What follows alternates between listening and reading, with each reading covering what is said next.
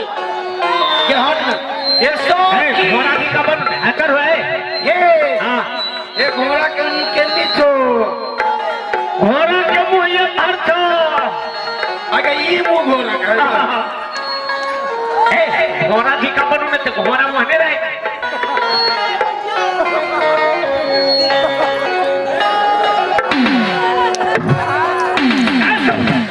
इतना घोड़े जोरे घुट रहते हे घोड़ा लद गोबरा बुझाय छे हे हाँ घोड़ा बोलू ना वही घोड़ा रहे थे डर रहा था घोड़ा की कबर में हे करे हे सखी हे अनमन घोरे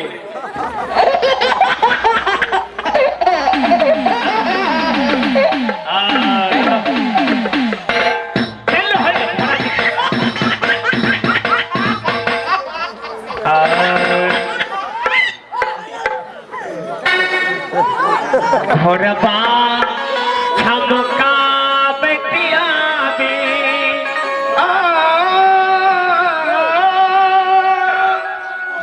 अरे घोरबा झमका बतिया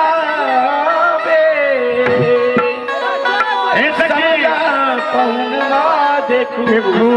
सहेलिया मोरी हे देखू सहेलिया मोरी हे मौरिया के आदाब हो देखो सहेलिया मोरी हे मौरिया के आदाब घोरबा झमका बतिया घोरबा झमका बतिया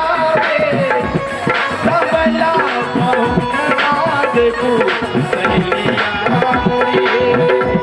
मोरिया के आज बहुवा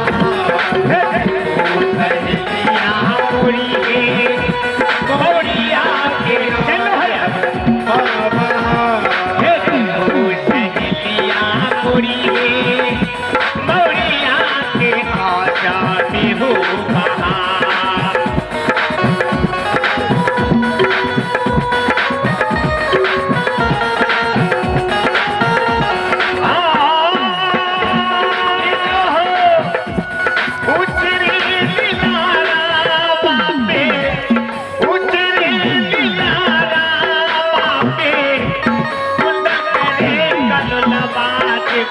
सहेलिया मोरी हे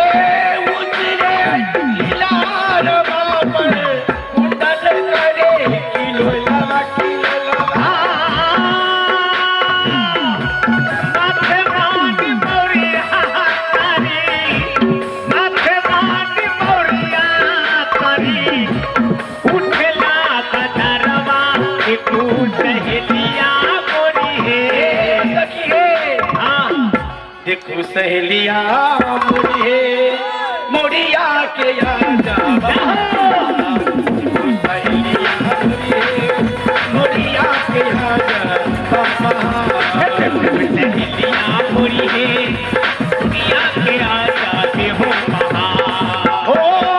घोरबा झमका बतिया में घोरबा झमका बतिया में सबला पहुनवा देखू सहेलिया मोरी हे देखू सहेलिया मोरी हे काले काले दुनिया भूमना देखू सहेलिया मोरी हे काले काले दुनिया भूमना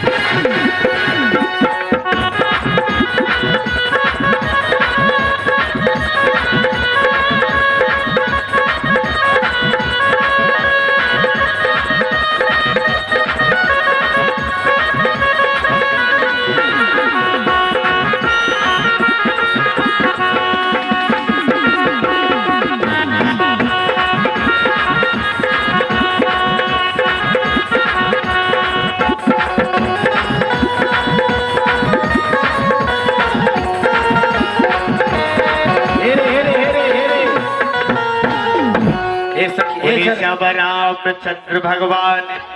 बरियाती में है बरियाती में आज सब हमरे छौरा सब इधर कथी कहै छै देखो ओए जो ना घर कई महीना से आइल हो बोले श्री दुल्हा सरकार की के बहना ये हाँ है दुल्हा के उतारे ले झटसा ने तिलक चढ़ा दे यार अब छोटी घोड़ा के छोटी के सोनिया घोड़ा के बहनिया जो ला तिलक चढ़ा दे